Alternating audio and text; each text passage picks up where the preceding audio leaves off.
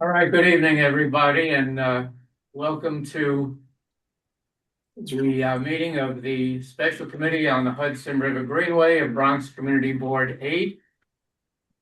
I am Bob Bender, and I chair this committee. And I'm glad to see that we have all of our committee members here tonight. So why don't we proceed to the roll call, and then we'll go on from there. So as I say, I'm Bob Bender, and I am here.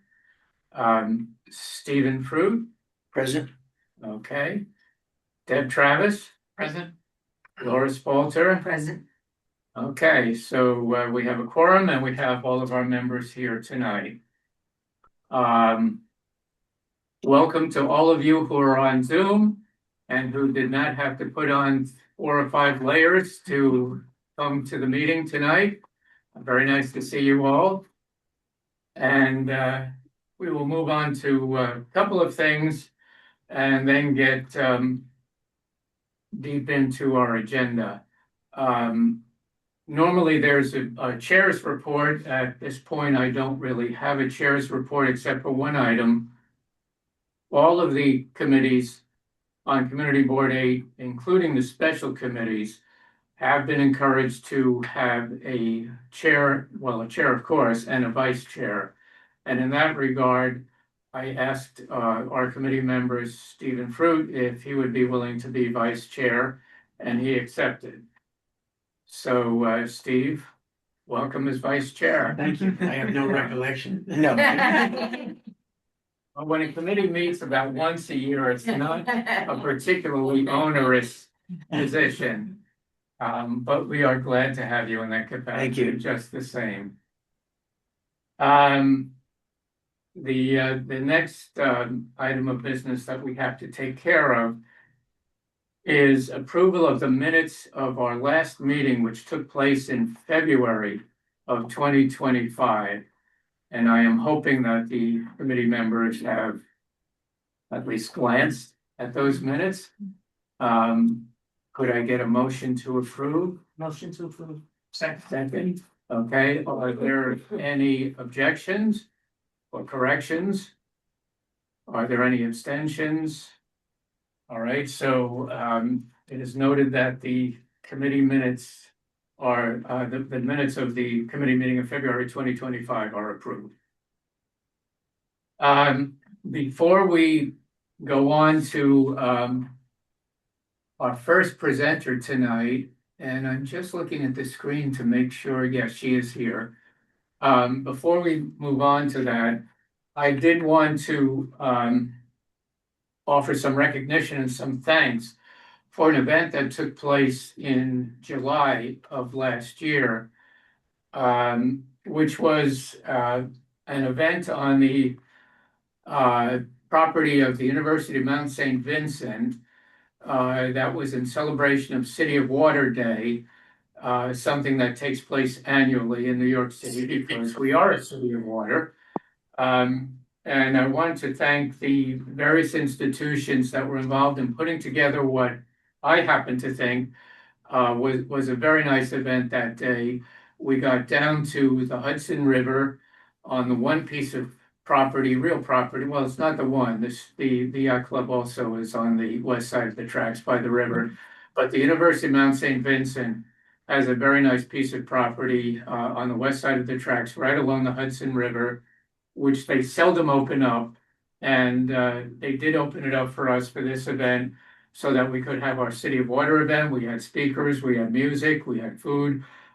Excuse me, and I want to thank everybody who came out for it and the organizations that helped to put it together, which aside from the University of Mount St. Vincent and its president, Dr. Susan Burns, were the Friends of Riverdale Main Streets Alliance, KRBC, and our councilman, Eric Dinowitz, helped to provide some of the funding that made that event possible. And Here, kitty, come here. with some luck and with some funding, we might be able to do that every year.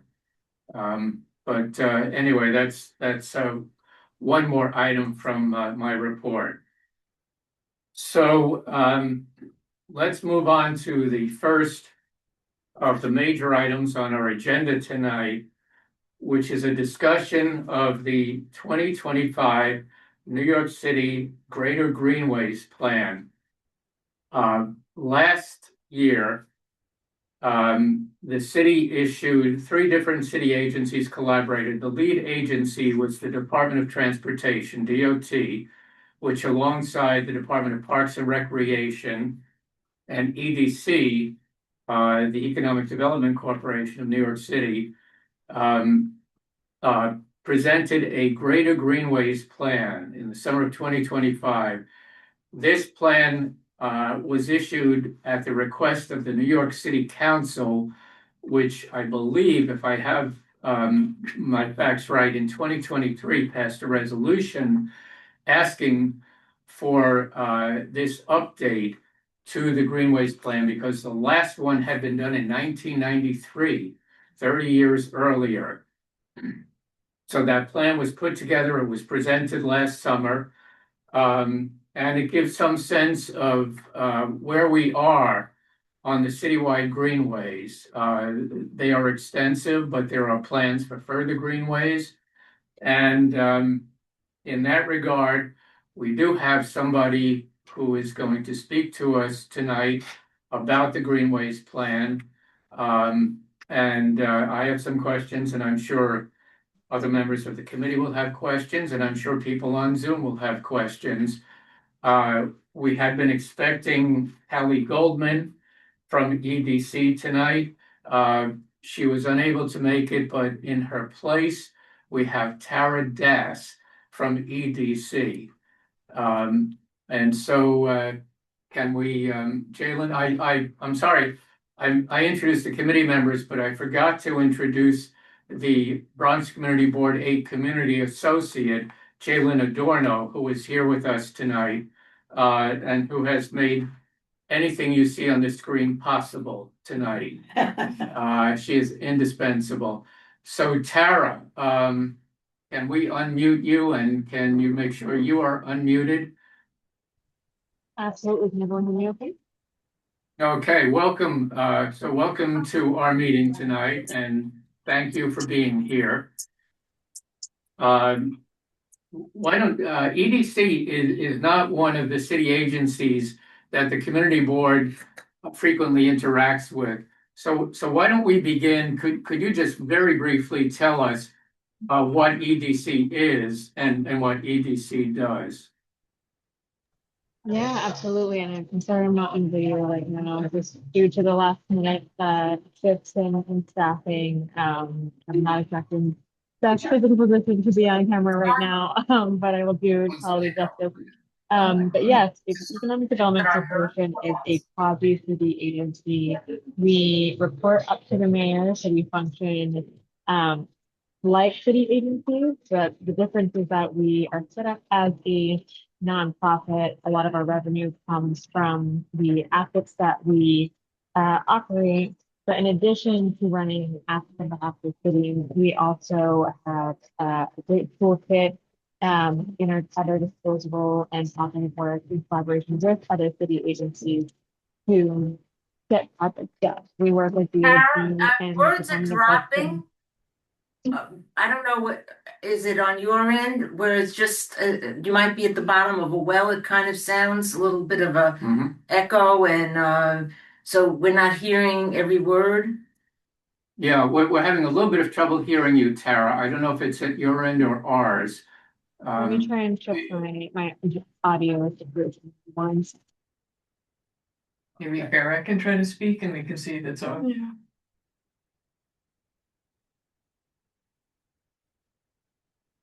Well, I I hear think some of Farah's, it, but Farah's it's very driving. What'd you say, Jan? Hey, Farah, are you able to say anything so we can tell if our sound is working? Who are you asking?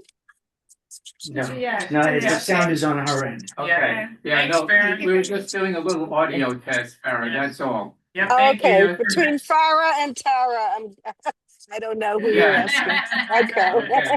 Can you hear me better now? Okay, Tara, go Does ahead. this work better? Yes. Okay, fantastic. Well, hi everyone. My name is Tara Duss. I'm here on behalf of EDC, the Economic Development Corporation. We are a quasi-city agency, so we still report up to the mayor and work in strong partnership with our other sister agencies.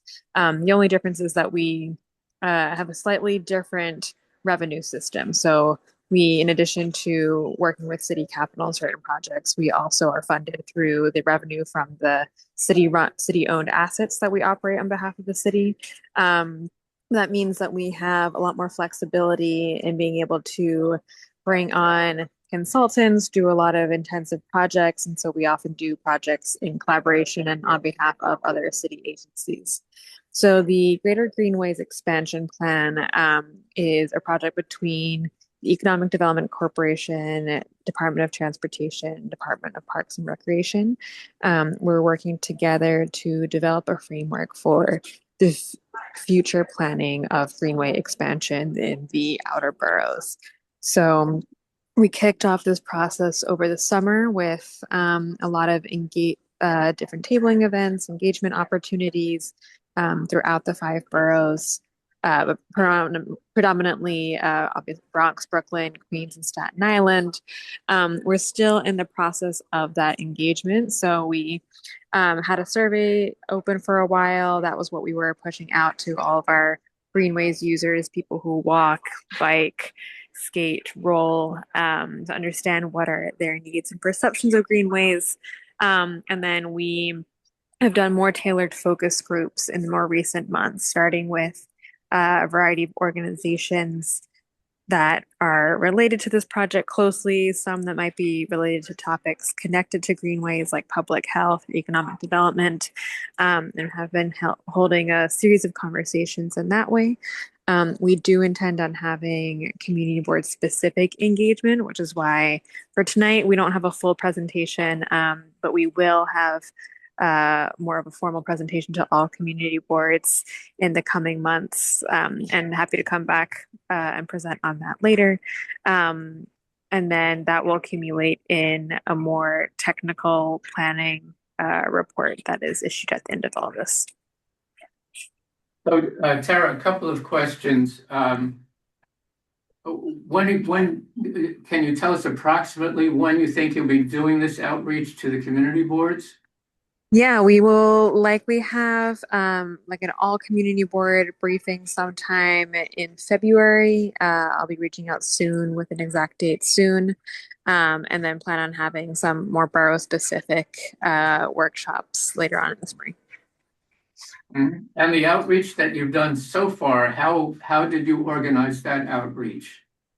So our survey was open to the public. We were at a lot of different types of greenway and outdoor events throughout the summer. The full list is on our website, and I can send that over to you all. And so that was a survey to go out to the full public. We then worked with our partners to develop certain working groups that had different greenways advocates, parks advocates, open space, sustainable transportation, public health, economic development, etc. Groups that were identified through the process to be brought in and bring those perspectives in. And then we want to be taking a more geographic focus in the coming weeks and months. And how do you work with the other 2 agencies that were involved in the Greater Greenways Plan, DOT and the Forest Department? Is that an ongoing relationship? Absolutely. Yeah, they are very close partners in this. Greenways, obviously, they straddle providing a pathway for bikes, for pedestrians, which is where DOT comes in, is obviously a key open space place to spend time and be connected to nature, which is why Parks is involved. And then obviously have a great impact on our community's quality of life, and also allow people to have safe ways to walk and bike to work as well, which is why the Economic Development Corporation is involved. So we all have a stake in this and are coordinating closely on engagement, planning, etc. And How, in practical terms, how does that play out? Is EDC ever the lead agency on any specific greenway? So we have been lead agency on the planning process. You may be familiar with the East Midtown Greenway. That's a more recent example of something that has been worked on and opened a little over a year ago. So similarly, EDC is kind of the main interlocutor between the consultants brought onto the project to plan, design, run the engagement, but at every big milestone, it's in lockstep with DOT and parks. We need to make sure that anything that we're designing goes along with their recommendations for roadway designs, green space designs. But then after the project is delivered, it's then within Parks' jurisdiction to maintain. So more specifically, are you familiar with the proposed Hudson River Greenway, which I believe on the Greater Greenways plan is identified as Hudson Valley Greenway? Yeah, absolutely. Okay. One of your fellow agencies, and I won't be more specific, has said that they thought that EDC was probably the right agency to be the lead agency, or to put it in other terms, the sponsoring agency for the Hudson Valley Greenway. Is that a possibility as far as you're concerned? I mean, definitely a possibility. Ultimately, though, this is a decision that gets decided by, excuse me, just a sneeze my way. A decision that gets decided by City Hall in relationship with the heads of DOT, Parks, and EDC. So that's not solely up to us on whether we're the lead agency or not, but it's certainly a possibility. So the three agencies that get together and decide which would be the most appropriate one. The reason this came up is that the Hudson River Greenway doesn't specifically link to parks, for one thing, and it's not on streets as many of the greenways are. So DOT doesn't seem to be the appropriate lead agencies. And that's why I believe it was suggested that EDC might be the appropriate lead agency. Yeah, I mean that is a possibility. But at this time we're not leading on any work right there. So what would be give me a sense of this is one of on your in the plan, this is identified as one of the projects that is planned and unfinished. Excuse me, I don't know. Galen, is it possible to put up the map of the greenways so that everyone can see it? The one on the right of those two images. Okay. Yeah. Let me share screen. This one, right? That one.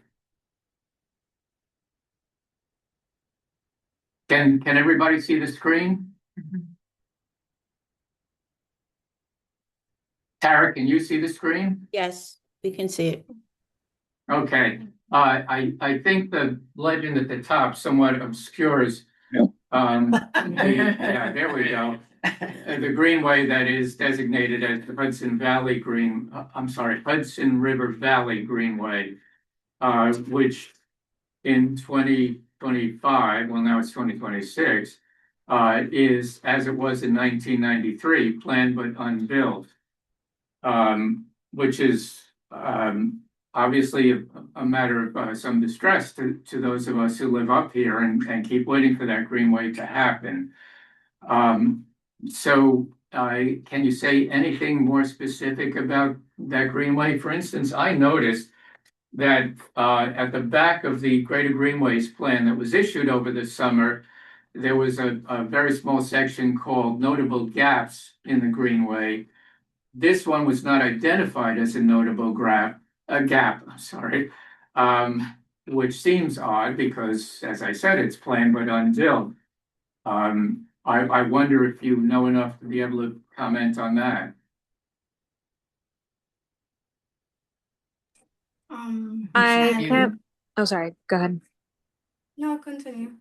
No, I was just going to say, I would say a part of the Greater Greenways expansion work is really to think about what is the ongoing work that's happening, what is the direction of how we can move forward with a more comprehensive and, united Greenway planning's effort versus more piecemeal efforts. And so really what the Greater Greenways expansion plan is really focused on is understanding how we can take, existing projects, build off of them. There's definitely, certain projects here that might also encroach on uh, state jurisdiction as well. And so really what our efforts here to do are to unite a lot of those planning efforts into kind of something that's a bit more comprehensive. But beyond that, and speaking to the exact decisions as to what was included or not, unfortunately, I can't speak to that on my own. Would need to have my full team with me, which we're happy to come back at another point. But for tonight, unfortunately, could not go into as much detail. Tara, can I throw you a bone here and say, I think this actually is the notable gaps map from page 63 of the report? Yes.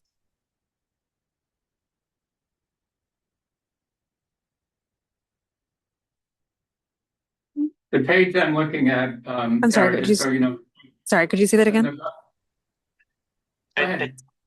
I was just saying that I thought the question was whether or not why it wasn't included as a notable gap, but this, I believe, is the notable gaps map from page 63 of the Greenway report.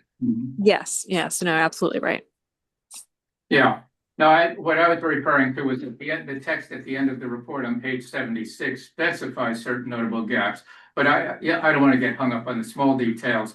The important detail here is that this Greenway would connect with the West Side Greenway because until recently, there was a problem getting across the Hudson Bridge, which connects Manhattan and the Bronx. But in the last year, the MTA expanded the bicycle pedestrian walkway, bikeway on the lower level of the Hudson Bridge, which once had been impractical for bicycling, and now, because it's wider, is a practical link between Manhattan and the Bronx. So that was the point I wanted to make. It will be obviously, the city line is the limit of what New York City can do. But there have been meetings over the past year, one of which I was on, which was conducted by NIMTIC, the New York Metropolitan Transportation Council, which involved Yonkers city officials and Westchester County officials. And of course, the Greenway doesn't just stop dead at the city line. It would have to continue up into Westchester, just as the Empire State Trail, which runs through Van Cortlandt Park, connects to the South County Trail in Westchester and keeps going north for quite a distance. And the elected officials who were on that Zoom representing the city of Yonkers and the county of Westchester were quite excited about a greenway that would continue up from the city line up to the Ludlow Metro North Station and then over the bridge over the Ludlow tracks, where it could connect to other trails, existing trails in Westchester. So I did want to add that, we're not advocating for a greenway that's going to connect to Manhattan and then stop dead at the New York City Westchester line. We're talking about one that would continue. And I'll at this point, I think it would be appropriate to take further questions. And I see right now a hand up from Jerry Bogas. Yeah, hi, Bob. Hi, everybody. Can you hear me okay? Yes, Jerry, thank you. Great. I just wanted to point out that the Hudson River Valley Greenway, it's as a concept, is actually a state level concept and it extends into Yonkers and Westchester County, but it's supposed to extend from Lower Manhattan all the way up through, I think it was north of Albany somewhere. And it's not only the Greenway path itself; it's a larger concept than that. So I just want to put it into that context also. this is a much larger entity than just what we're talking about into Westchester, and this is the missing gap in the entire Greenway, as far as I understand. So Jerry, when you say much larger entity, you're talking geographically, right? Geographically, and also in terms of if you look at the legislation that created the Hudson Valley River Valley Green, oh, I'm sorry, the Hudson Valley Greenway, you'll see that it involves other than a Greenway path. Mhm. Okay, thank you. I see we have some other questions. I forget, I think Jessica was the first to raise her hand. Thanks. Can you hear me? Yes? Yeah, you hear me? Hi. Hi, Bob. It's Jessica Haller. So what I heard from you, EDC, and actually the prior question adds to that, which is we're also probably dealing with state level. What are the steps? I heard City Hall, I heard like a lot of jumble, but if we were to drive forward, like these are the 3 steps to determine who's going to be driving this, which agency is driving this. What would you recommend? Because we want to drive it forward. So we're willing to do what it takes to go get the figure out which agency is driving this. So how do we help you muddle through that? Well, we do, Jessica, you're right that we do need an agency. The question is more about like how do you advance advocacy for work and for action? I mean, definitely going through elected officials. No, having Tara, I'm so sorry. It's not about advocacy. We have since 1993. I mean, there's advocacy is here. What we're up to is a lot of finger pointing, saying they should take it, we should take it, you should take it. There's a process. There's a new mayor. So, from EDC's perspective, like what should we do so that we can hand you the baton, or you can hand someone else the baton? Well, I think the first step is exactly what we're doing now, which is this Greater Greenways planning study. And the purpose of a planning study is really to be able to guide future action. So having something like this that is comprehensive enables us to not just look at like zoom in on one piece of the puzzle, but really zoom out, as you saw on that map, and look at the entire network and make sure that we're building on existing work comprehensively. So we're really at the early stages of that effort. And so when we come back with more concrete action and feedback for the community board, specifically for the Bronx as well, that definitely want to encourage participation there. And then, after that, we'll be able to talk about next steps. All right, we're ready, willing, and able. Well, Tara, can you say something about next steps right now? Because, as Jessica correctly said, there is a lot of support. All of the elected officials who represent this portion of the Bronx are in favor of the Greenway, from our councilman, our assemblyman, our state senator, and even our congressman. And there's enormous support for it. And even our senators, Bob. Remember, our senators are even in favor of this too. Oh, yes, our senators. Federal level, yeah. Right. So you do your outreach, Tara. I understand that. And then after that, what happens? I mean, I did ask you this question before about whether EDC would be the lead agency, and you said, well, that requires some collaboration with DOT and parks, and also City Hall, of course, has to be involved. But let's go the step beyond the community outreach, because basically the advocates have already done the community outreach. So what's the very next step after that? I mean, usually the purpose of planning studies is to be able to guide the next parts of that, right? So usually like planning comes first, then there's more of the like preliminary design elements, or it also needs permitting, funding, etc. And so a lot of these different steps come on top of each other. So what a planning study allows us to do is then be able to like go out and make those funding asks, go out and advance those discussions around who's going to be lead here. And so that's why, I know I don't have answers to all of your questions right now, but really that's why this planning study is a really important first step. Okay, I follow that. Yeah, Deb? Just a question about the planning study. So what I'm hearing you say is that you're going to use the study to identify gaps that you want to prioritize, because there's obviously a lot of work to be done. Do you already have a sense of what your priorities, what priorities you're measuring? What are the types of qualifying things that would put one project over another?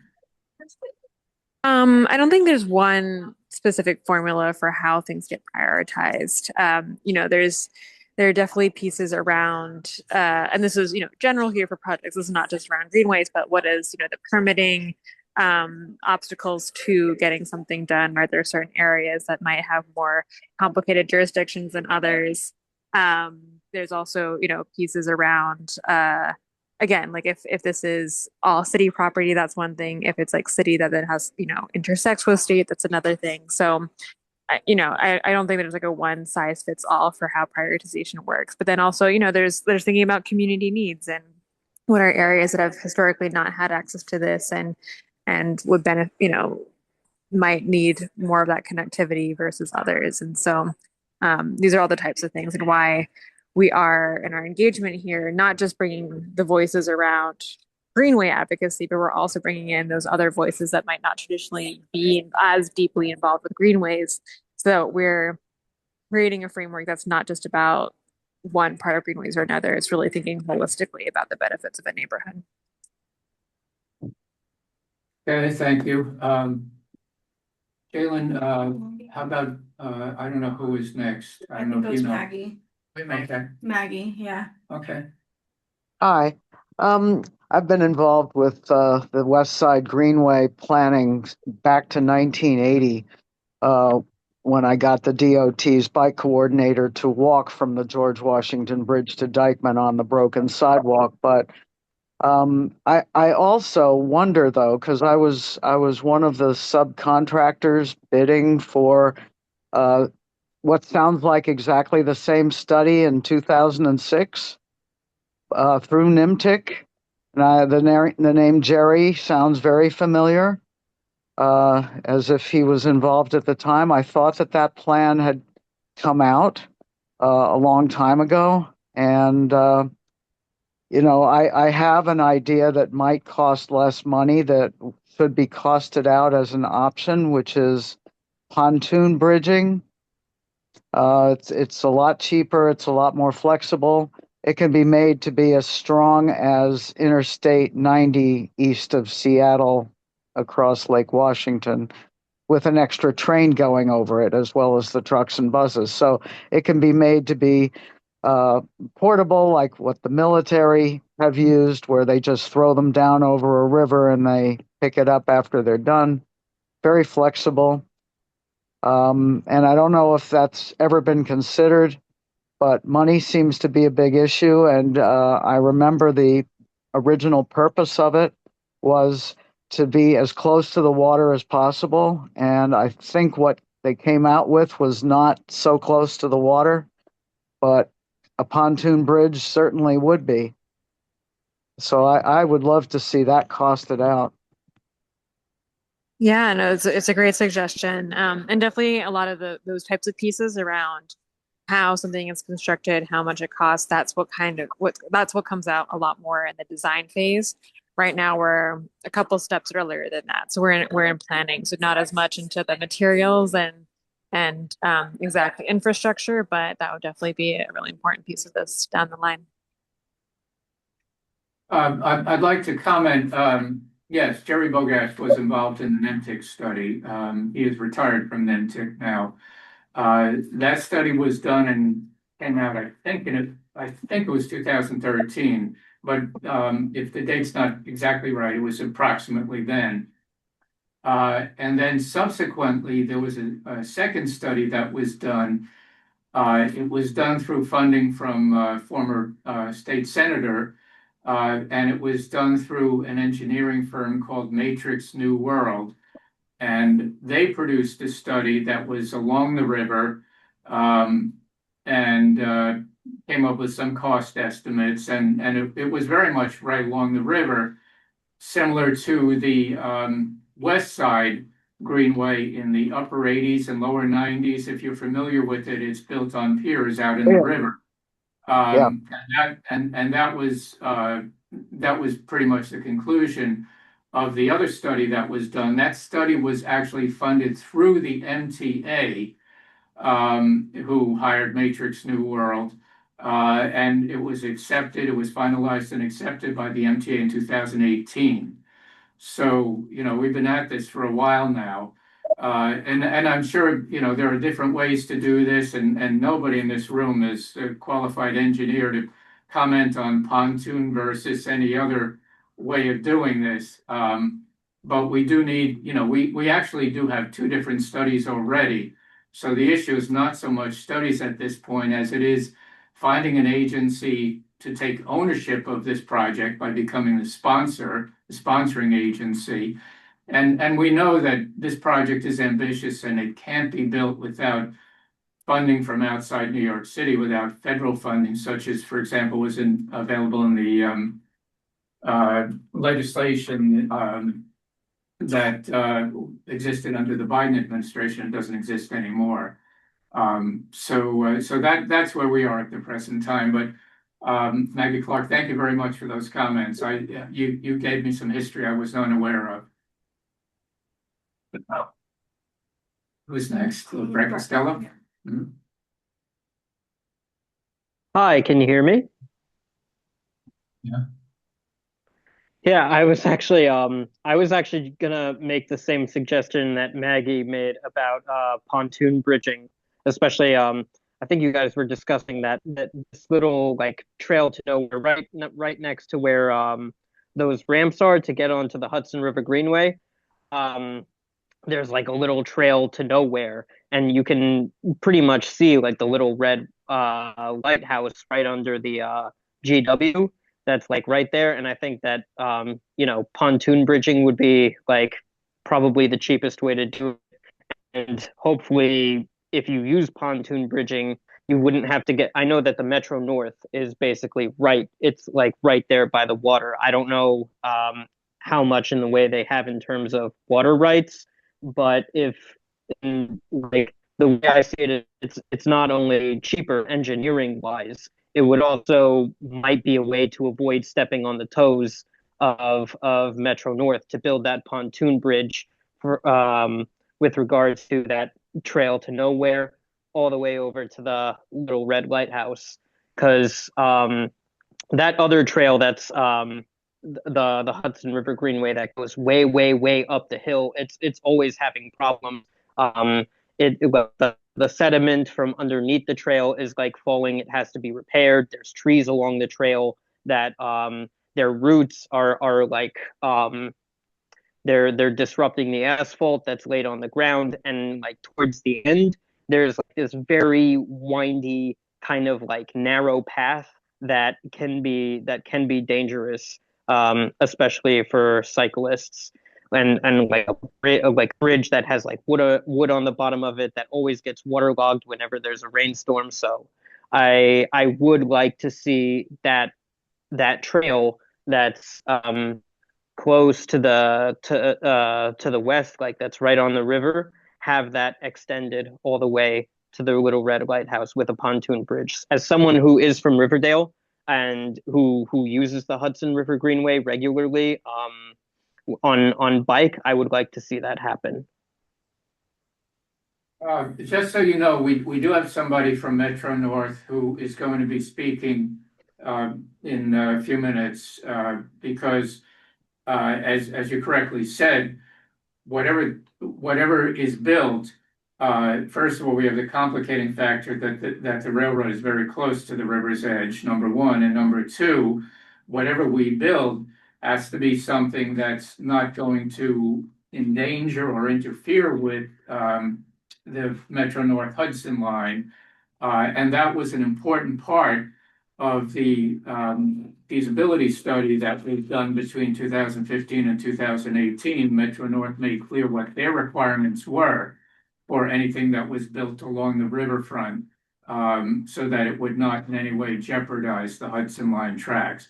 But we're going to get to that in a few minutes when the representative from Metro North speaks. So I think we've got Bob Morrow next, right? Thanks, Bob. I'm actually from far away. I live actually upstate in southern Yonkers, about 50 yards from the border. And I've been kayaking this stretch of river for about 30 years. See, we have a bunch of other kayakers here. I understand that New York City is the center of the world. But in terms of the trail system, and I work with the rails and trails system, rails and trails, I forgot their real name, which has a network of trails. Rails to trails. Rails to trails. And they, of course, have tracks that go from Westchester County to not Alaska, that's unfair, to Washington State and up to Canada and out to Buffalo and so on.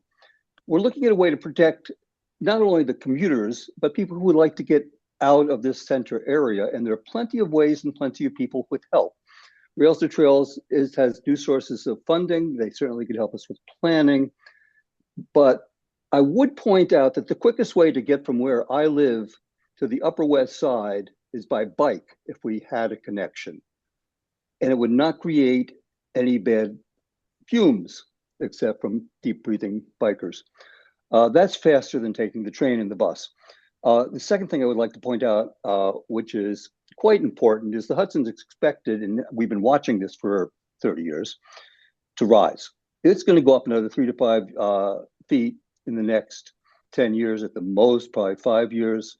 That would put the current tracks in risk of not being usable and being damaged.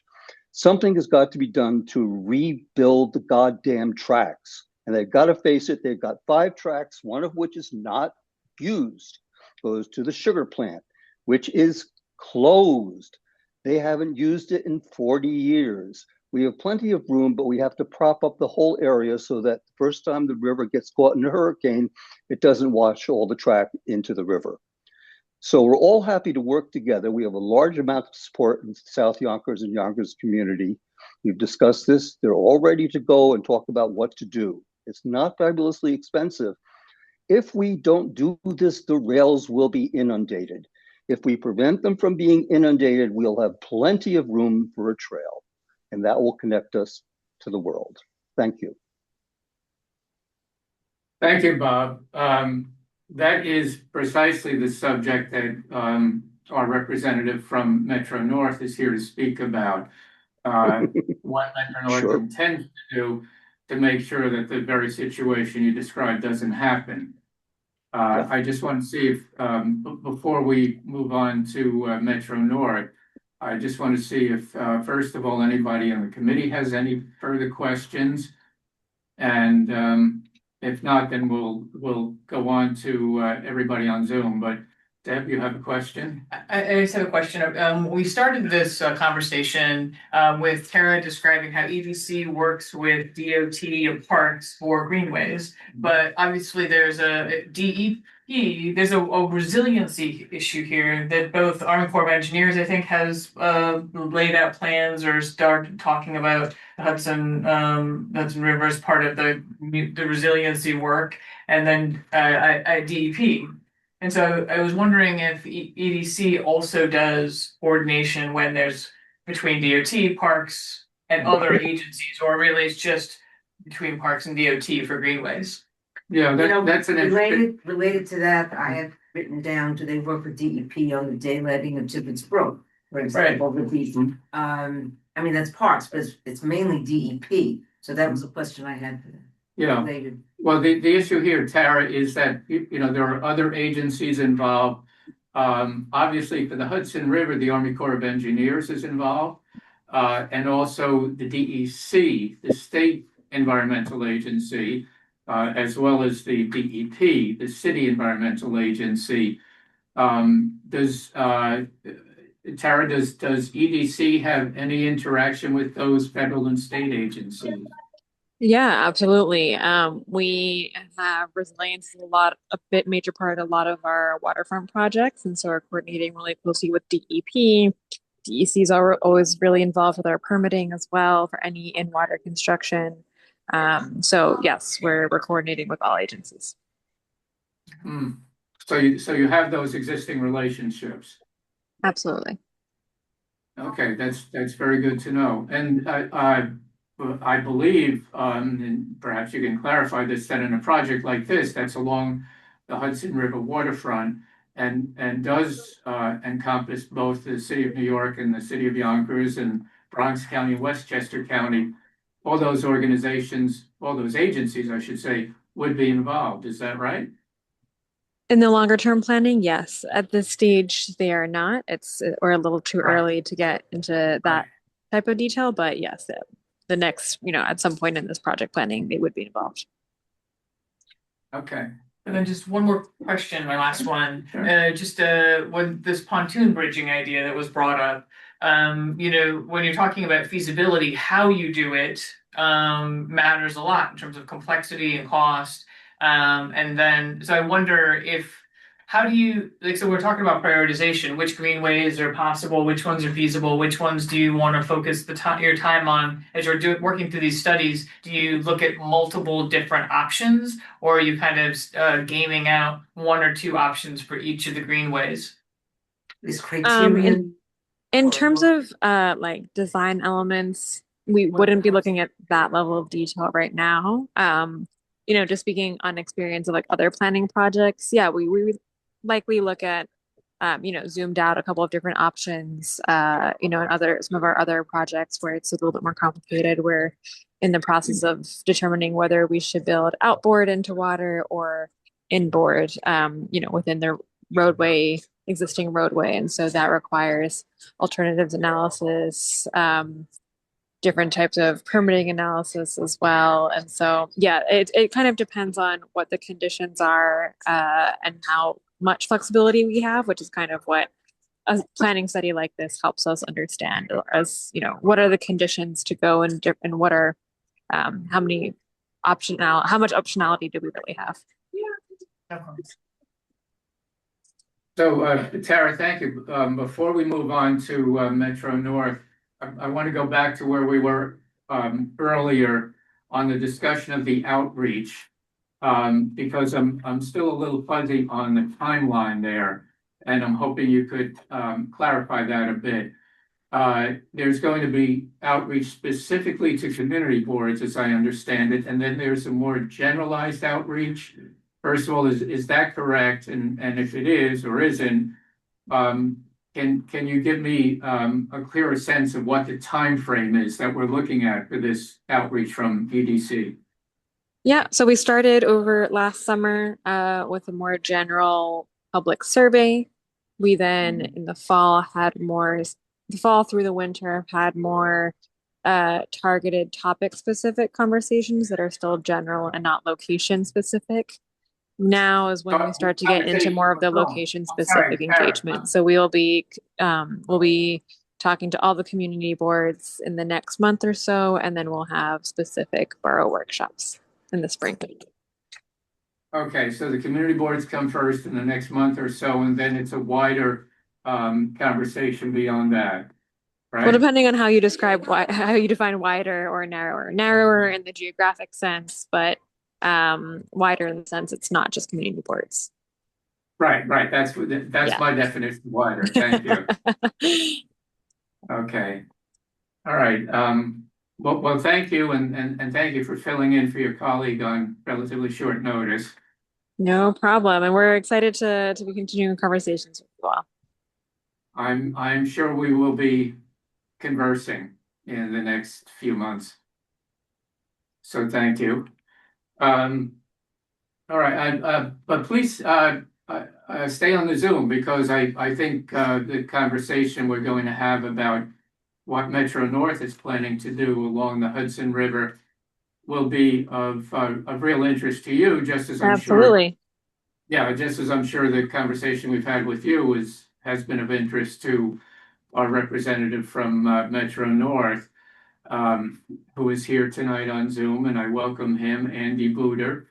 Thank you very much for joining us tonight. My pleasure. Hopefully you can hear me well. Yes. Yes. So the first question is, let's start at the beginning, Well, which is a very good place to start. it is. Yes. We know that because it was in the 5-year capital plan, we know Before that. we dive into the inquiries, can I just backtrack and give a little bit of context on a couple of things that I think might be helpful? Okay, sure, go ahead. Also, I want to say hi to Karen and Chauncey, who I see on the line. I think they are very excited to know that we had the board vote on yesterday, approving DEP's easements.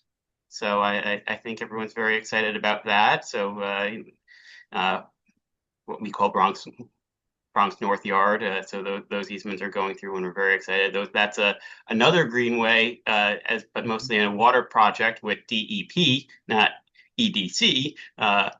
So that it's all of the alphabet soup, but we're very excited, and we work with a lot of different groups that are working on trails throughout our system. We are, as Chauncey and Karen will know from that one, we are rather agnostic on the creation of trails on our property, as long as they meet our guidelines. That's kind of what our rule is. That's kind of where we are. We have very strict standards, and they've actually changed since the last time that this planning study was done.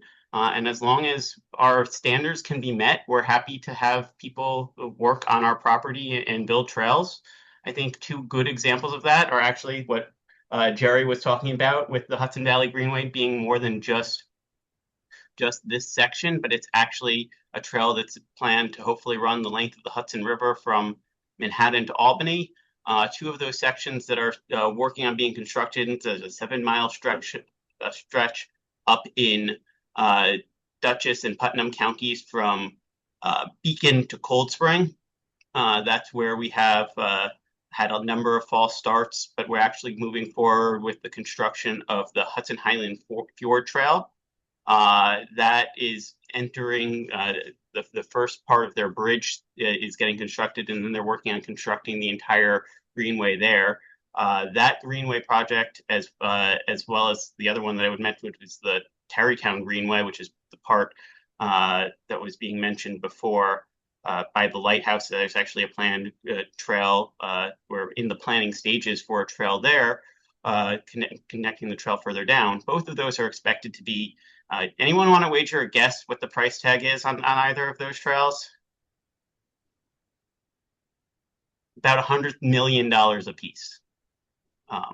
So when we're talking about these trails and what's getting built in the adjacent to the tracks and on the Hudson River, you're talking about a lot of money. And up north, that one is actually starting to move towards construction. But the one in Tarrytown is actually just entering design. They had to identify about $10 to $20 million worth of to just enter the environmental review stages and get into design. So I with that as context, I'd like to also remind everyone of a planned project that I think people are very familiar with, which is Penn Access, particularly Penn Access from the Hudson line, to go over the bridge there, to go straight down into Penn Station, connecting the Hudson line to the west side. That has been in the planning stages for, well, my entire lifetime. And, I'm going to wager to say some people who are even older than me on this call, they might be close to their entire lifetimes as well. When we're talking about planning is something that has a lot of false starts. And when you're talking about planning studies, 1 or 2 planning studies doesn't always lead to something actually getting advanced into preliminary environmental review and design, that preliminary design, and then actual final design and into actual construction. These things can be a lot of starts and stops. And I just want to kind of give that as context of everything going on, just as making sure everyone's kind of informed and understands what we're dealing with here, because I don't want anyone to have false impressions. And Aldov Chan from our environmental review, our resiliency team is actually listening in. She's here to make, but unfortunately she has to leave in about 5 minutes. But we are here to talk about the resiliency plan that Metro North and MTA does have that was included in our capital plan. For Hudson Line resiliency and using the MTA's first climate resiliency roadmap, we identified over $1 billion that will be spent along, or to be spent. It's about 700 million and change on the Hudson Line in this capital plan. We have, with that, there's a lot of planning studies that go along. There's internal planning that we can actually go do before we get into the design phases. Then there's the design and review, and then there's actual construction. And those things are all kind of steps that back up on top of each other. With that, we have the first Andy, one. Andy, Sure. Andy, just for a second. First of all, I didn't realize that Chauncey was on the Zoom tonight, and I just want to say hello to Chauncey. The Harlem River Greenway in the Bronx is moving very quickly, and I'm very happy about that. There is a citywide Greenways coalition. We all know one another. Chauncey and I have been on many Zooms together. I'm very happy to see that the Harlem project is moving forward, which will eventually, it's part of the Tibbetts Brook Daylighting Project, which has been very important to this community board for many years. And that's a piece of good news. In terms of longevity of projects, as I said at the beginning of this meeting, the Hudson River Greenway was planned but unbuilt in 1993. We're in 2026 and it's still planned and unbuilt. That's not exactly a lifetime, but that's a lot of years. So we appreciate where you're coming from. But we have some familiarity with the fact that projects do take a long time to come to fruition. But again, thank you for being here tonight, and I'm very glad to see Alda Chan here tonight as well. So go ahead and talk to us a little bit about where you are on the Hudson River Resiliency Project. Sure. So we're actually in the middle of our procurement for our designer. They will be doing the design phase for this section. It's mostly lower, what we could describe as the lower Hudson Line. So that's south of Croton Harmon. There's a number of stretches there that we'll be doing work on in this capital plan. We already have one section that's already up and going where we had some landslides and slope failures in Yonkers. Bob, based on your description of where you are, you're probably pretty familiar with those. So with that, we have one project that had a little bit of a jump start because of some funding that it got in the last capital plan because of those failures there. So that was started, and now that's actually in a design and a build phase. And then this plan, which will be focusing on how we can help protect the rail, making sure that, as you may or may not know, the Hudson Line has actually been there for it's going to be its 176th year this year. So we're talking about things in centuries of lifetime, which is kind of a fun thing to do when you're talking about scale. So with that, we want to make sure that it's there for another 176 years. And climate change is something that we're definitely dealing with on a much more accelerated scale than we've ever seen before. We're having a lot more climate events than we've ever seen before. And with that, we're wanting to make sure that we're building things in a way and rebuilding things in a way that we are protecting ourselves for 70, 80, 100 years down the road. We've done a lot of reviews and have an entire climate resiliency roadmap that kind of went through and looked at where our most largest vulnerabilities were. That was done in the past couple of years leading up to this capital plan. So the first thing that's coming out of that climate resiliency roadmap is Hudson Line work, which we're very excited and very happy that that's one of the first things that is getting addressed. And we're very excited to know that we actually have a bid out on the street, and we'll be having designers apply to actually come up with what the solutions can be along the Hudson line. They are going to be looking at this area, but we don't know what solutions they're going to be recommending yet. Is there a time frame for that? Is there a certain date by which you expect to get the responses from the different companies that are bidding for the design? Yeah, typically our bids are open either 60 or 90 days. I have to double check what this one was open. It opened on Friday. Usually there's some question and answer time. They come out with their bids.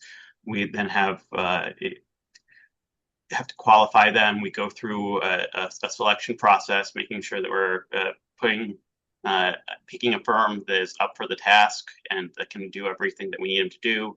And from there, we will select our contractor, and we'll go forward. And it's pretty accelerated scope on what we're actually hoping to see them in design, but in its phase, because there is a lot of work that needs to be done.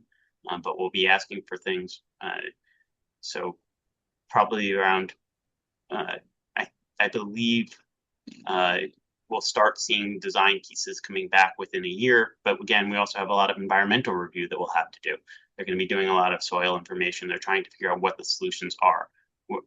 This will be also not us dictating how we want them to design it and how they want it to be done, but us looking for creative solutions with experts who can actually look and figure out the ways that how can we be the most innovative, most cost effective, and get the most protection.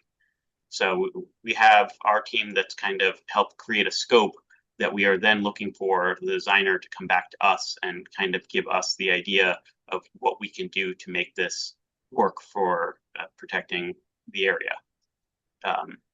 So let me ask you, have you made a decision about exactly where this project would be, or is that also an open question at this point? In other words, is it possible it could be in the river, or is that out of the question and would have to be on the land along the riverfront?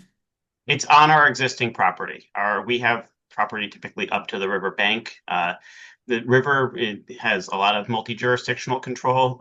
We don't have a lot of property rights in the river, but it's protecting our existing land is what we're looking for.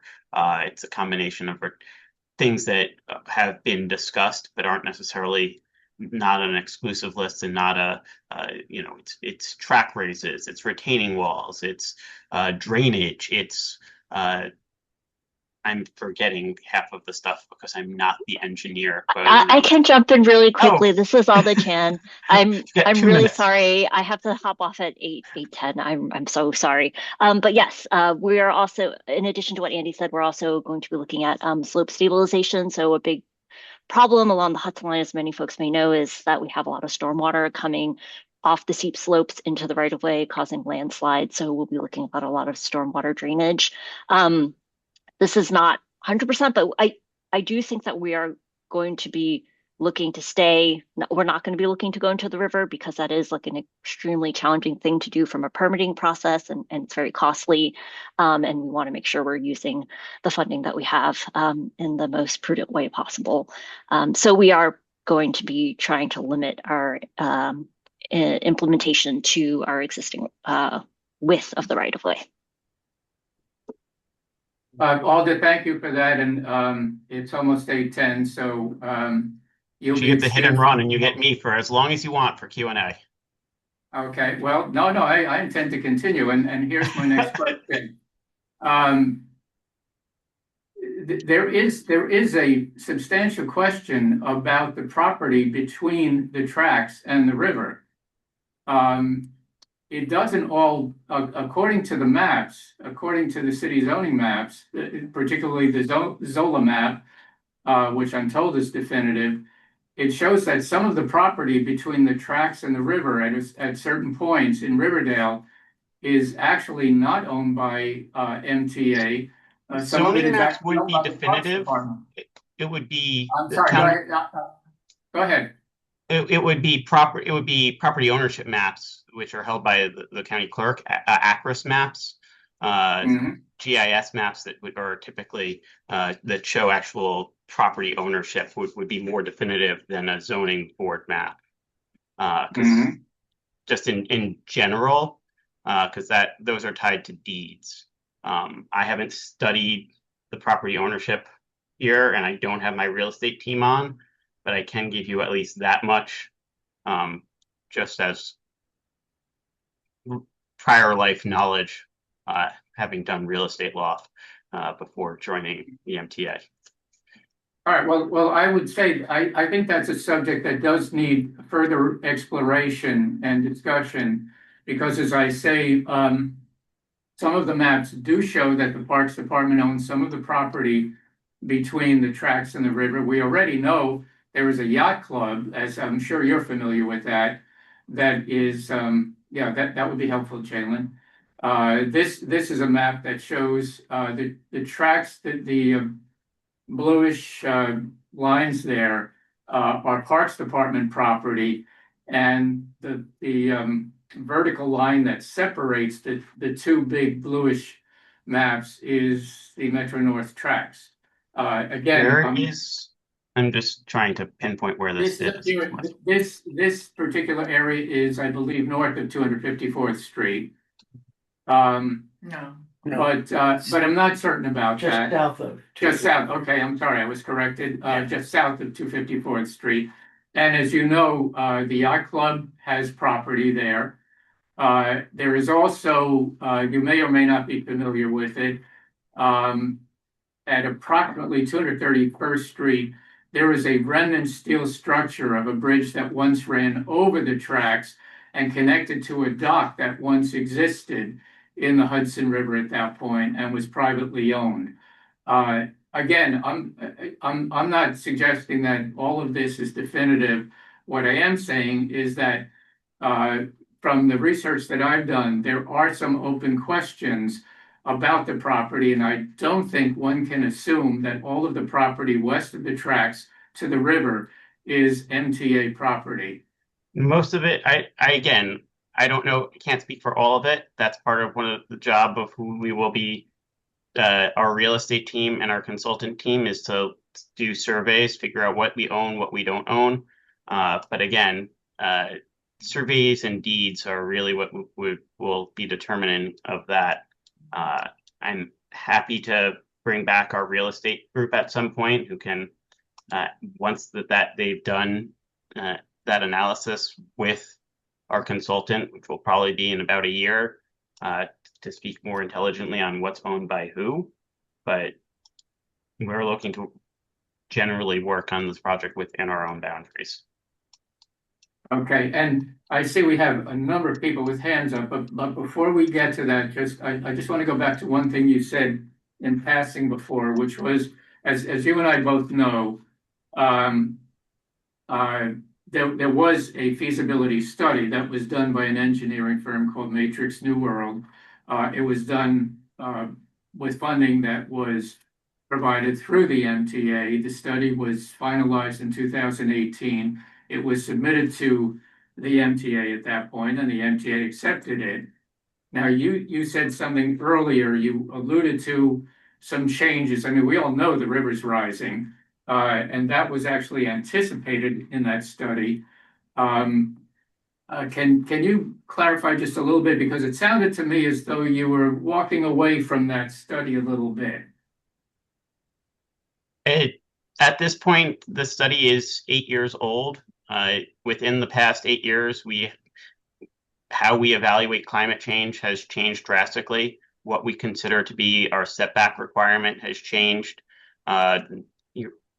Further north on these very trails, that came up in HHFT. They had to redo their designs because setbacks changed from 15 to 25 feet in the past 10 years.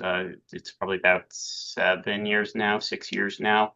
I can't remember. It was shortly before 4 or 5 years, actually, probably about 5 years now, that standard was changed, that we're looking for a 25-foot setback for any fixed structure. or a trail in order to make sure that we have enough room to maintain. That's something that has come up multiple times in different projects. So again, I have a copy of the study. Actually, I have it open on my other monitor here. It is a study that was funded by Senator Jeff Klein before he left the Senate, and was money given to the MTA to do the study. We hired the consultant. It was run through them. But the MTA doesn't build trails, so we wouldn't be the trail sponsor here. It's something that we would, again, as long as our standards are met, we work with whoever is the trail sponsor to make sure that it gets built. But all of these projects take funding, and it's the planning study gets funded. Then you need preliminary design and environmental review funded, and then you need final design funded, and then you need construction funded, and things can change from, when there's 10 years between the planning study and going into environmental review, you actually are probably gonna have to go back and redo a planning study, or at least update the findings of the planning study to see what's changed with the river in the past 8 years or longer. I think the study was commissioned in 2013. So, if the work was commenced 13 years ago, things have changed. So what has changed with that? What has changed with setback requirements? What has changed with FRA requirements? So at a very least, it would probably need to be updated at this point. Yeah, well, I don't want to get into specific details because it's much too complicated for a meeting like this tonight. That's a conversation we will have to have. Some of what you said wasn't entirely true. It was the NIMTIC, that was 2013. It was this study began in 2015. And questions about where the setback is measured from and so on. There's a whole lot of deep detail that would not be appropriate to go into tonight. And excuse me, as I said before, we have a bunch of people who have questions here. I will hold off on the fine details. But I hear you that, yes, times do change. And of course, that's why you're building this resiliency project in the first place. 10 years, 12 years ago, you weren't planning on a resiliency project. And now the river is rising and you do realize that the tracks are in jeopardy. I should add, Andy, that of the four members of this committee, two of them commuted on the Hudson line. We committed to work on the Hudson line from Riverdale downtown. We understand perfectly the significance of the Hudson line and the thousands of commuters every day. We're not in any way questioning the project. We just want to know what the project is. And our hope is that there may be a way in which that project and the Hudson River Greenway we've been talking about, there might be a way in which those two projects could proceed together. Which would frankly be overall a cost savings for the taxpayers to have those two projects melded into one to the extent possible. But again, these are details that really have to be explored in another venue at another time. But thank you, Steve. Yes. Before Andy takes questions from the floor, Right.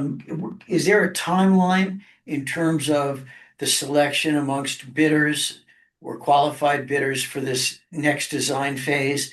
And then sort of following after that, when there is a contractor selected to do this design phase, that kind of thing, and then when their work will be due, that kind of thing? Is there a little bit of a timeline that you can give us? We expect to have them on board and starting work by Q3, mobilizing by Q3. So that, again, it's typically, they'll have 90 days to actually submit bids. Then we'll have to review bids. Then once they're actually awarded, they'll have some time before they actually mobilize. But our expectation is that Q3, we will have mobilization, because sometimes they will require staffing up and different things to make sure that once you actually are awarded, multi-million-dollar projects don't just start on a dime, unfortunately. No, but this is for the design phase. You'll have a contractor selected to do this design work by the end of the summer, basically. Correct. Thank you. And one more question again. Does anybody else in the committee have a question? Okay, one more question. Once you have reached that stage, will you come back to the community for discussion about it?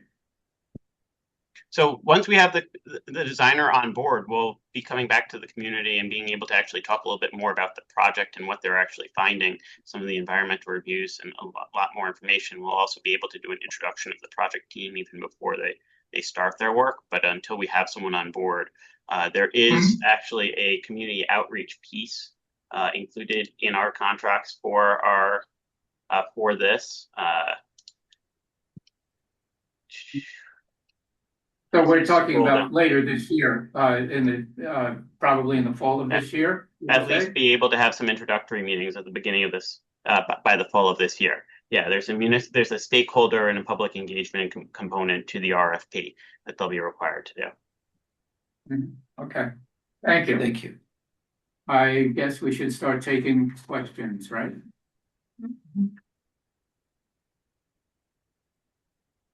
Okay, Maggie Clark. Yes, thank you. I heard I believe it was the EDC person, it might have been Metro North, say that, the building in the water is more expensive, but I have not heard that you actually did, the analysis. So it's actually a two-part question, one just for MTA about building in the water. And just so that you know, Interstate 90 east of Seattle crosses a very deep lake, which they have a pontoon bridge for all the trucks and buses. It's at least a 4-lane highway. And they're adding light rail to it now. So, it's quite resilient. And, if you thought that maybe a pontoon bridge couldn't hold rails, well, it's holding an interstate and rails. So, and so if you're having a designer come, what are they designing? Have you chosen something else and you're not going to look at anything in the water? We are not looking to move the rail into the water. I can say that definitively. And did you decide that because you thought it was expensive because of how much a cantilevered structure would cost? No, we decided that because of what we own, what we have the rights to build on, and where we have the ability to move. We can't, and what we have to be able to do while we're continuing to run service. Building a new light rail on a bridge is very different than moving an existing 75-mile stretch of rail onto a new bridge. Being able to continue to serve, 75,000 riders a day on the Hudson line, we need to be able to do it in a way where we can continue to operate, and building a new rail in the Hudson River is not something that is what we are considering at this time. Okay. And the other question is about what is the height range off the river at high tide of the current rails? I would need my engineering team for that. I don't know that off the top of my head. I mean, I'm trying to get an idea. Is it 5 feet? Is it 20 feet? It varies along the coastline. Again, at this location, I would need the engineering team or my maintenance of way team. I don't know that off the top of my head. I'm just saying Hurricane Sandy, was measured at 14 feet in the harbor. 14 feet above mean high tide. So, I'm just wondering why you've, just decided you're going to use the land no matter what.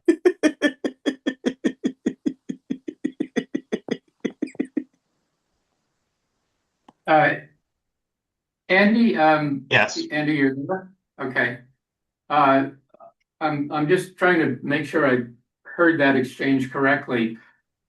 Were you at any point considering about putting the Hudson line in the river? No. No. Okay, that's what was being requested by a member of this board, or a community member to this board. The person who asked the question. Okay, so because I had always imagined this resiliency project was intended to protect the tracks where they are, correct? It will be some raising of the tracks. I mean, there's again a combination of things that will be done, but it's in its current location. We're not relocating the train into the river. Is there any possibility that the tracks would be relocated somewhat on the land? I don't even believe we're trying to change the profile of the track. Trains don't move like cars. Trains take a very long way to turn. You have to have they have to have the same width of rail the entire time they're running. Bends and turns aren't an easy thing to do. The most likely thing that we're going to do here is we're going to try and raise things up and by adding we've actually done it. We did it up further north in Garrison. We raised tracks up to 18 inches to help prevent flooding there. But again, they're going to be looking to make sure that the tracks can be protected where they are. Okay, all right. Just wanted to clarify that. That's all. Deb? But just on that exchange for a moment, I mean, it seems like part of what is being proposed here is that if you put the tracks onto pontoons, then if you get a 20-foot storm surge, the tracks will go up with the 20-foot storm surge instead of having tracks that year-round, 365 days of the year, are 21 feet above mean high tide. Yeah. And so there's a point where you start to interfere with people's view of the river when you start raising the tracks, depending on elevations and where they are in relationship to where the homeowners live. Yeah. That's what I mean, I understand this wanting to kind of keep the simplicity, but then you do get a little bit more bang for your buck if the tracks can go up with the water itself. Is that not true, Andy? I mean, I understand the permit. I'm not the engineer, but I will say there's also very different things between heavy rail and light rail.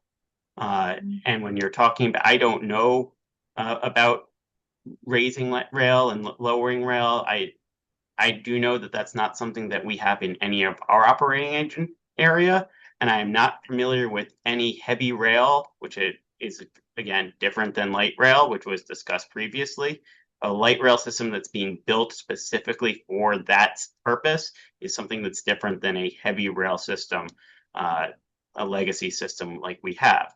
I can't speak on what is possible for that system that's being constructed with that intent. But I again, when you're talking about a 14-foot surge, our goal is to not make sure that we don't get the surge and that it doesn't hit the rail. It's that when it comes up and over, when we stop running, it's not taking out the rail, and that the rail comes back into operation within 24 hours when the storm surge is gone. Making sure that we have the ability for water to disperse out in a proper way. So once the water has sunk underneath running rail and third rail, we can actually operate. Resiliency isn't a complete prevent Mother Nature from doing what it's going to do. It's making sure that when Mother Nature does what it's going to do, we can still be there to operate further. But that's something for environmental engineers. My running joke, because I do a lot of meetings, is I'm not an engineer. I just translate for one. But I will say that I understand what our goals are, and our goals are to make sure that we are resilient to what comes, not to prevent from what comes from happening, because we can't do that. Okay, clear enough. So oh, I'm sorry, Laura. My takeaway is that they are staying on their railroad right of way. They're not changing the paths. They are not interested. They don't have permits to go into the water. And that's the reality that my takeaway. For the general summary. summary. So it doesn't preclude, I guess, the bike path or whatever going into the water. Right. But No. Thing is our thing, but their thing is their thing. Their thing, what their permit is to. Our thing is separate. Carytown, the proposal for the path there is majority in the water. It's actually because it has to get around some of, actually has to go around the footings of the Mario Cuomo Bridge, and actually has to go out like 70 feet into the water to make sure that it's not, based on their newest design, to make sure that they're getting around Department of Homeland Security requirements as well. So they go, you know, these pads are being designed to be in the water very commonly, but I will say it comes, but it doesn't come cheap. No, that exactly. The farther out in the water you are, the more expensive it's going to be to build it. Yeah. All Unless right. Well, it's a thank you. That clarified things quite a bit. Who's the next question, Jalen? Robert. Okay. Robert Fass. Hi, thanks for being here, Andy. I just had a My quick pleasure. question to touch on something that Bob was hinting at, I think, which is, are you even at this stage of things as you're going through the procurement process with the designers, or would you, to any extent, incorporate a Greenway into what you're asking them to, no, you're saying no right off the bat. Anything No. we could do to influence you to do that? No, we won't be building a Greenway. We will be allowed, again, any Greenway that gets built will just have to, just as any place else adjacent to our territory, will have to meet our requirements. This won't preclude a Greenway from being there in any way, as long as the requirements that we have are met. But we can't spend, again, we're talking about, for this Greenway, it's probably in the at least high 8 digits, if not 9-digit range for the cost of this project. We can't divert public transportation funds in order to do that. I guess I mean just in the envisioning of the total picture, you know, if they are able to include or just allow some space that would not be part of MTA's construction and cost. But okay. Thank you. Andy, when you put the question to us about the Greenway up in Westchester that was being built, and you asked us all for an estimate, none of us knows enough to be able to come up with a sensible answer. The figure, as I recall, was $100 million. It seems inconceivable to me that this Greenway would cost any less. Generally, that would be my guess as well. I don't know. Because I haven't seen that level, that next step of estimates, but knowing what the other two are costing in Putnam Dutchess and in Westchester based on their estimates and how their funding is there, I would say that that's probably not uncommon. What I would say when asking what, at one point, I know this wasn't a question that you were asking me, but at one point you were asking what your next steps are. Your next steps is, besides finding a sponsor, the sponsor is going to be helpful. The sponsor, no one's going to want to be the sponsor without money to actually do the environmental review and the planning. Finding someone who's going to start putting up the money for those things is what's going to get someone to be willing to commit to be the sponsor. That was a big football up in Tarrytown. It was trying to find a sponsor. Scenic Hudson ended up doing that once they were able to secure grants. They received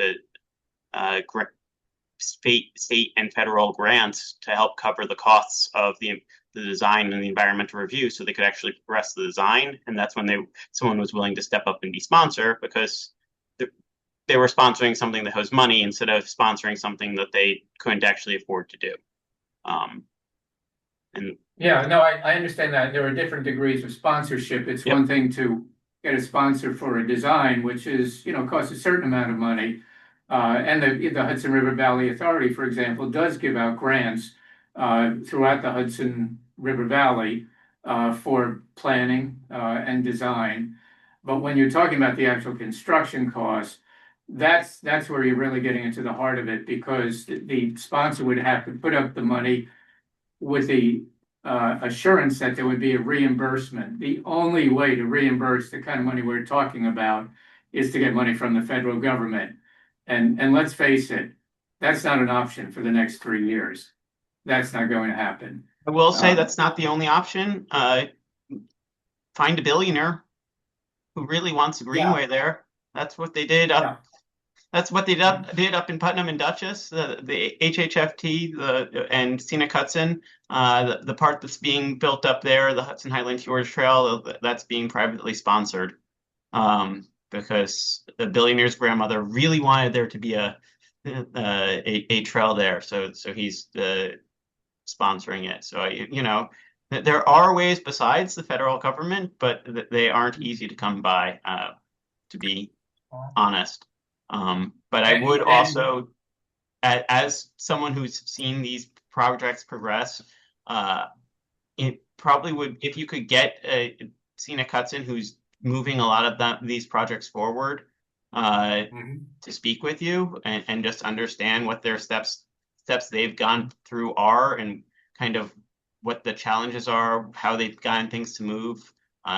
It probably would be a very informative thing for any trail advocates, just to pick their brain would be a suggestion.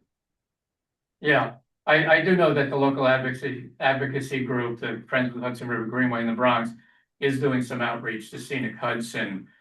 You wouldn't happen to have the name of that billionaire, would you? All right. Okay, and anybody on the Zoom who happens to know Barry Diller, please let me know. Okay. So funny that you Unfortunately, he lives in Manhattan and not the Bronx, but he likes islands out in yes, the water. yes. Well, if he wants an island, we'll give him an island. We'll give him Long Island. I'm sorry. Let's move on to the next. Allegra? Yeah. Okay. Hi, thanks so much for organizing. So I have a few questions. First, I only want to correct an error. Hurricane Sandy, the storm surge was horrible, but Maggie quoted numbers from the Battery, not from uptown. The storm surge at the Nature Center of Inwood Hill Park was just shy of 10 feet, and so I think that's a more realistic number to start from. The other thing I was wondering, like the numbers that you're quoting, with the U.S. Army Corps of Engineers just finished that New York, New Jersey HAT study, and one of the projects that they decided to move forward with, of course, is on the Harlem River on the Manhattan side, kind of near the 140s and 150s. That project's price tag, like when you said $700 million, that piqued my ears because that's on order of the price of that project, but that's for like a 1 mile stretch. So it seems like for many, many mile stretch, that's probably not the right number. That's probably too low. And I would think that this has, like, it's similar, like you have to build out like with the rocks or whatever. And I would think that it would cost more per mile. So that's I was surprised at those numbers. But as to the planning on, like, I guess the question previously, like, are you going to leave enough space so that in the future there's a potential for putting a greenway in there? So like that was one of the comments that folks like me and probably Chauncey submitted to the USA study, was that we hope that they do a certain configuration because it leaves space for a greenway. The other thing I was going to ask, would you mind dropping in the resiliency planning and the requirements for that? There's two big climate change things that are kind of moving against each other. One, the landslide or extreme rainfall risk. That's kind of a very different beast from the coastal storm surge. And I would think the coastal storm surge has the potential to be more damaging, but it's also a lot less frequent. The landslide risk, like we could get a landslide happening like literally this summer with an extreme rain event. So I'd be curious to hear more about that, how you're dealing with that. In general, these cycles for when you get your new estimates are aligned with the Intergovernmental Panel on Climate Change. That's generally on a 7-year cycle. Those 7-year cycles get translated down from New York State and New York City and whatever into their like city specific plans for climate change and how climate change is going to impact locally.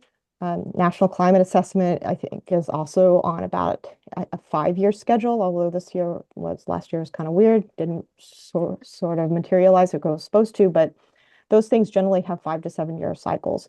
But I wouldn't think for the coastal storm surge anyway that there'd be a night and day difference from what you have previously. But for the extreme rainfall risk, I'd say that that is a very evolving chances of probably higher than what you anticipated previously. So I'm curious to know more about your process in getting that resiliency document. And if you can just pop any of those things in there, I'd appreciate it very much.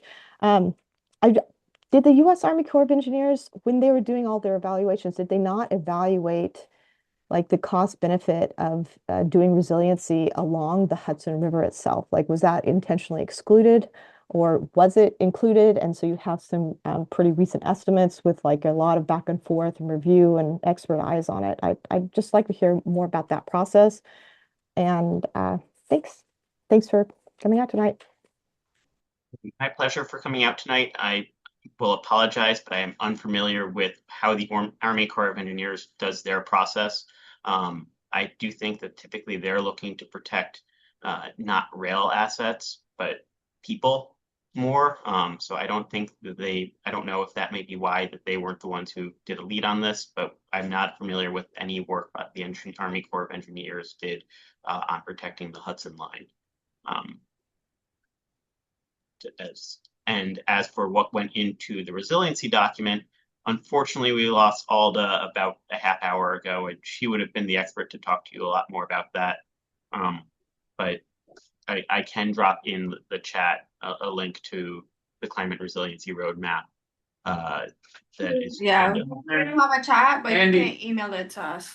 Yeah, Okay. Andy, we don't have a chat function as Jalen said. So, but you can send it to the board office, which is bx08@cb.nyc.gov. bx08@cb.nyc.gov.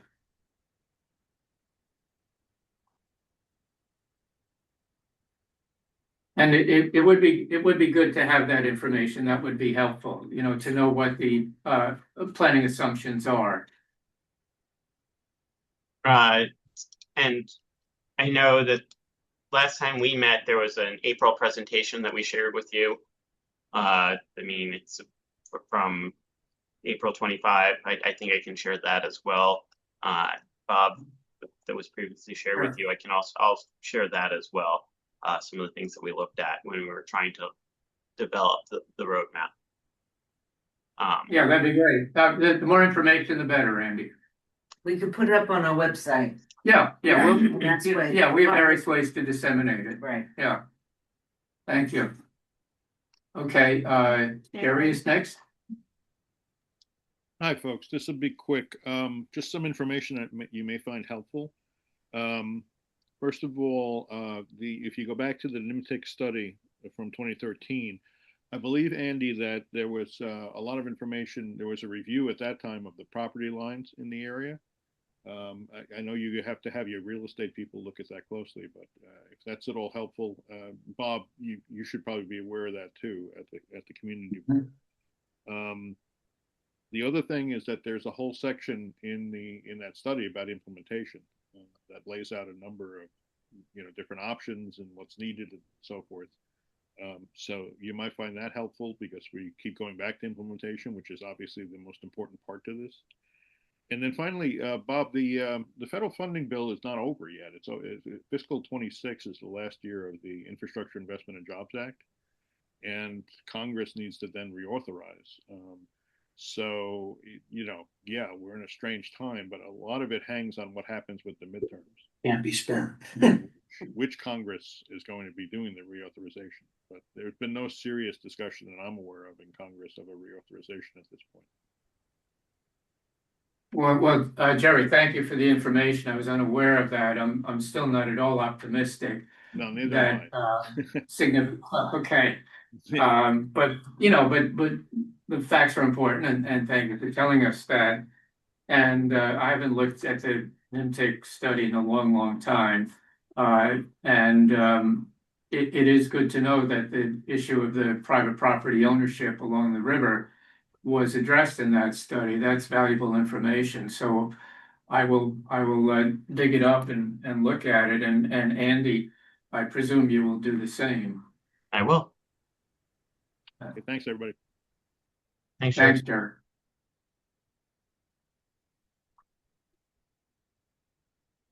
Got a lineup of 4 still, it looks like. Yeah, Jody. Hi What's, there. Am I Hey, am I Jody. next? Hi. Yeah. I thought Chauncey was before me. Okay, a bunch of stuff. So hi Andy, I'm Jody Cologne from the Friends of Spite and Dival. We've been involved with this for 3 decades. I was on the state Bronx Greenway link for the Hudson Valley Greenway. I was on the Penn Access Community Liaison Committee in like the 90s. And I was also part of Nature Rail with Tony Hiss, where MTA had given us permission to replant the triangle with native plants. So quite aware that things take a really long time. Just a couple of things. You were mentioning raising the tracks. In a previous resiliency plan, it had included putting in walls. Is that now off the table? It's all part and parcel. Some of it will be retaining walls, some of it will be drainage structures, some of it will be slope stabilization, some of it will be track raises. It's all a combination of different pieces that the design team are going to figure out what the best combination is that gives us the most value and the most protection. So that there will be some, but it's not just going to be a one-stop shop or it's not going to be a cookie cutter solution. It's going to be a lot of different solutions throughout the course of the 8 miles that they're examining here. Right, because along I'm down in Spite and Dival, so between Spite and Dival and Riverdale Station, we've had the mudslide from Villa Bronte onto the tracks. We lost probably 3 to 5 feet with the shoreline. I mean, Spite and Dival tracks are almost on the riprap at this point.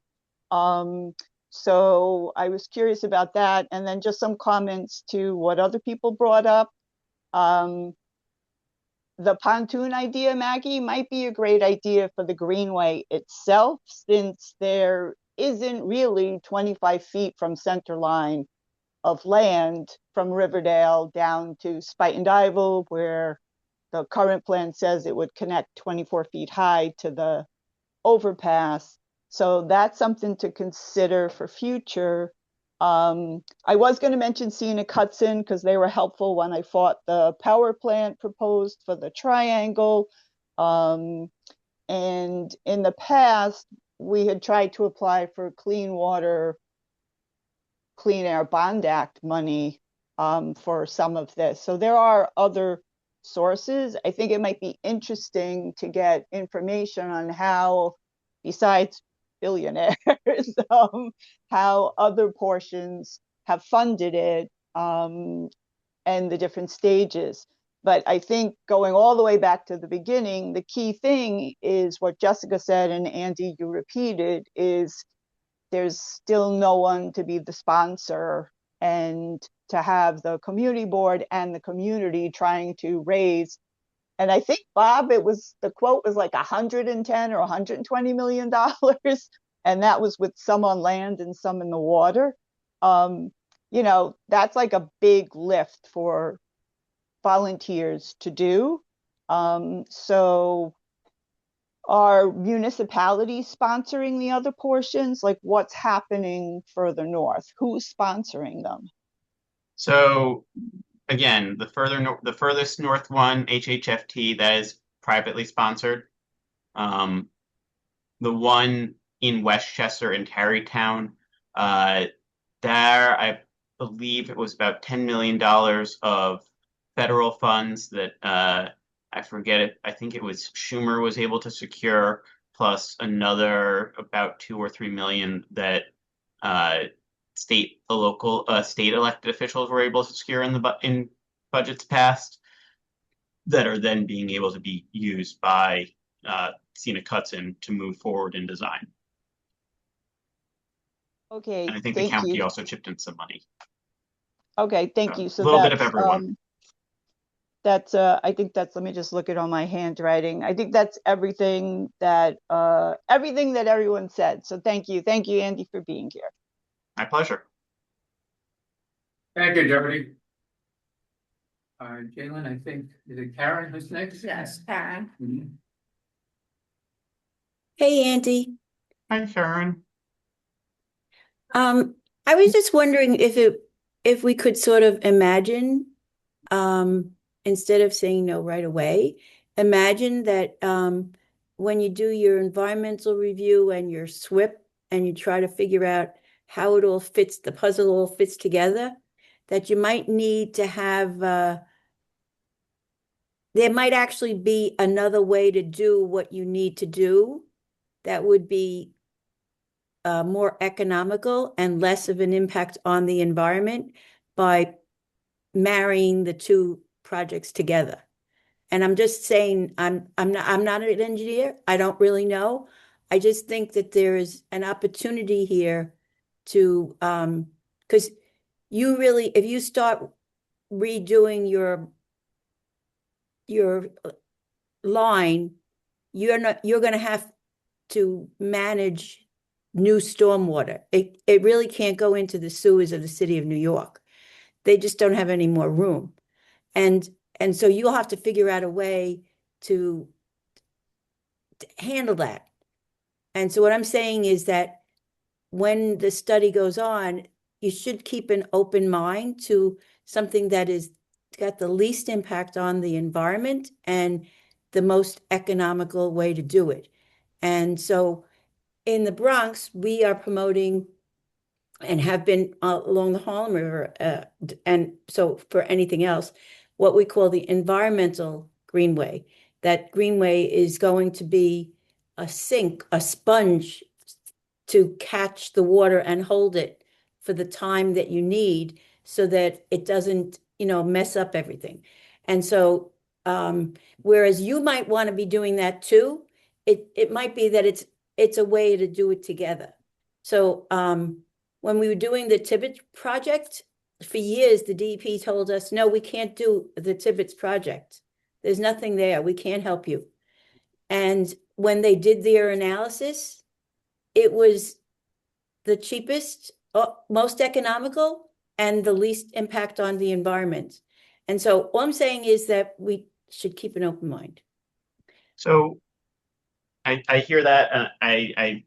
We always have an open mind. I will say we can't do anything that's going to cost us more. Right. I agree. So that is our limitation.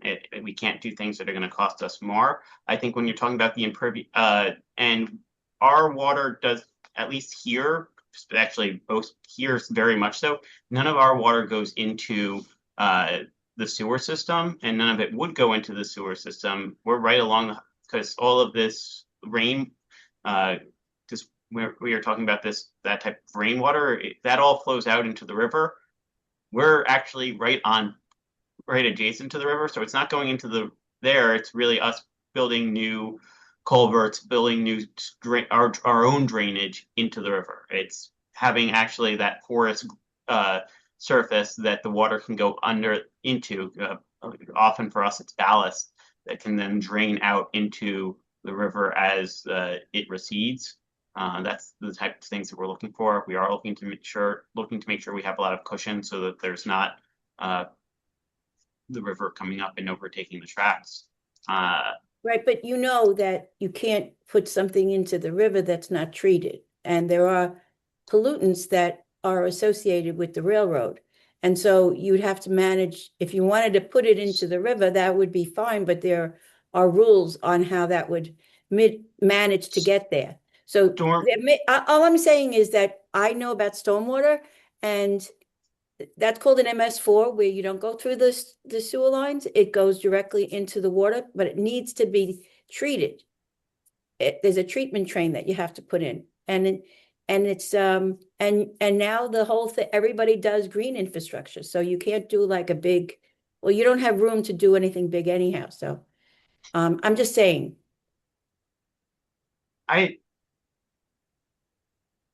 Because we're gonna want to see your stormwater pollution prevention plan, anyhow. Thank you. Okay. Yeah, now I'm just, thank you. Well, Andy, that when you do come back to the community, that would be something that we could discuss further at that point, wouldn't it? The extent to which impervious, green sort of treatment could be a factor in what you do. Sure, I can, before the next time, please make sure to remind me and I can get our team that actually can speak in more detail on that. Well, yeah, as soon as you give us notice that you're going to be coming here, we can have that exchange at that point. Yeah. Could we also get more detail about the sponge idea from BCEQ? Or Oh, I'm sure Karen can tell us a lot more about it. She's I know she's been working on this for many years and knows a great deal about it. yeah, Yeah, we would certainly want Karen to be part of that discussion. yeah. Well, and if she can send, if Karen, if you have a proposal already or drawings or something that we could see, that would be great. Of what you're proposing for the Harlem River. Okay. Yeah, that's an excellent suggestion. Thank you, Karen. Okay, Meg, I'm sorry, Laura. Just something that had come up about the Army Corps of Engineers. Memory serves me, and Karen, Deb, you might remember, we were concerned at Community Board 8 because what they were planning to do in Lower Manhattan would have a negative impact on flooding up here. And we had a resolution about that. Karen, you probably remember a lot more. But there was a question of the Army Corps of Engineer being helpful with the Hudson River. I recall not. That their focus was Lower Manhattan, and we had concerns, and we wanted them to look at impacts and flooding up in this area. But as far as I know, I haven't heard anything new. That's my recollection. Well, the Army Corps is necessarily going to be involved in this project because they can't go ahead without permits from the Army Corps of Engineers. The Hudson is a navigable waterway, so. Right, but there was a question, have they or would. The HAT study, I think, did not. No, that I Right. understand, yeah, no, I remember that referring to the hat. discussion, yeah. Yeah. Mhm. And Yeah, but and they- we did get a study, from the Army Corps is in a big problem now. I mean, just so everybody knows. We did get a study, funding for a study for the Harlem River, which is talking about the living shoreline and the feasibility of what they could put at that, which is much more complicated than the Hudson River shoreline. The shoreline in the Harlem River is all mixed up. So if we ever get the Army Corps back into New York, then which is another topic, then we could see if they could whatever they did on the Harlem River, they could extend it to the same kind of ideas for the Hudson. And so maybe it will marry, and we'll have to see what happens. But the Army Corps is in big trouble here.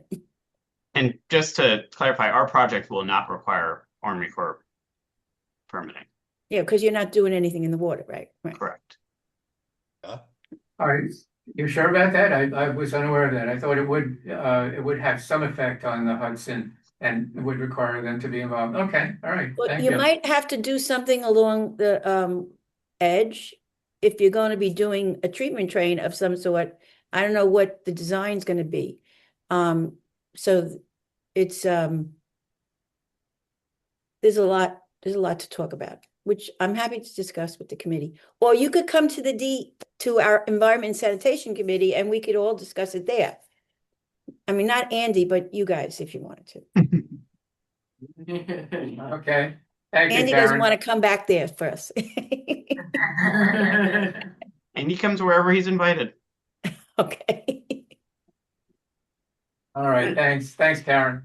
Okay. Okay, and looks like the last hand we have up is Maggie. Thank you.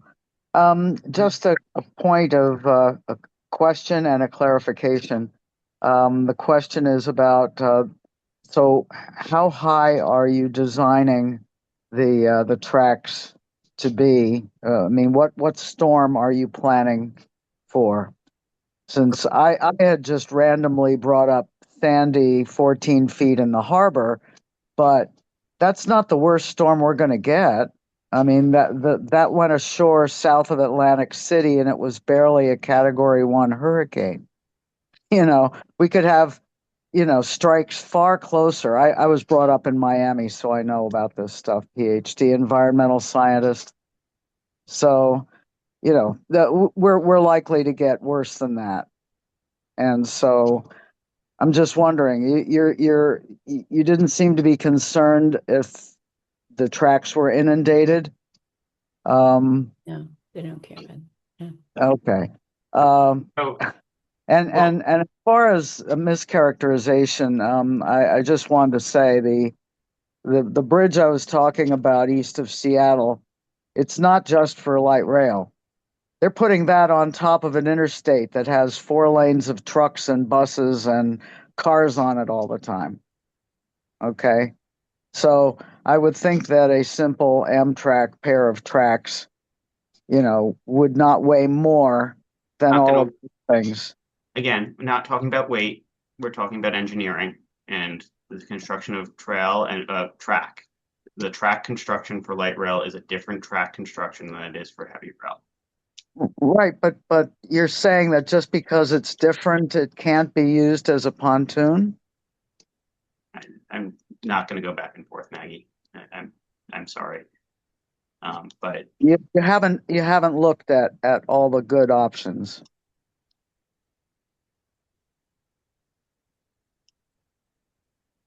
Okay, thank you. And yeah, Chauncey. Good evening. Happy New Year's to everyone. Happy New Year's, Andy. Appreciate everyone staying on so late. I'll keep it short just because it is 9 o'clock. Appreciate this study going forward. Look forward to hearing the results of it. Sort of wearing the hat as part of the New York City Greenway Coalition. We're really looking at how we can, connect greenways throughout New York City. And connecting the Hudson River to the Harlem River to many of our other greenway systems is just really important. So just looking at how we can partner and make all of these reality for residents in New York City and in the tri-state area. So thank you so much, and look forward to future conversations. Looking forward to it. Thanks a lot, Chauncey. Yes, as you know, the Friends of the Hudson River Greenway are part of that New York City Greenways Coalition too. And congratulations on all the progress the Harlem River Greenway's made. I don't see any other hands up. Do we? Motion to. And of course, at that, having said Sorry. that, hand. I just wanted to answer Maggie's question, and because Andy, I don't think you need to answer.